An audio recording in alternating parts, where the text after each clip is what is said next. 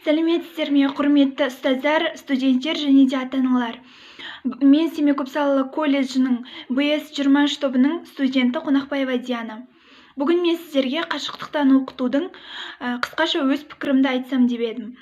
Жалпы қашықтықтан оқудың минусынан плюсы көп десе де болады. Плюстарына келетін болсақ, жақындарымыздың жанында қауіпсіз ортада сабақ оқығанға не жетсін. Ал кейде кері әсерлер болып тұрады, ол яғни қалай айтсақ болады, желінің мүлдем ұстамауы немесе қатып қалуы, осының кесірінен кейде сабақ дұрыс түсіндірілмей қалады. Алайда біздің өзіміздің порталымыз бар, Білім.kz деп аталады. Қазір мен сіздерге соны түсіндіретін боламын.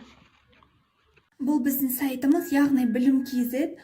Сабақты орындау үшін ең алдымен сабақ кестесін көруімізге болады. Әртүрлі барлығы жағдай жасалған.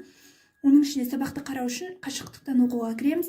Мысалға кез келген бір парды беретін болса, соның ішіне кіріп, яғни жүктеу арқылы орындаймыз. Ал егер де қате болатын болса, жою арқылы өшіре саламыз.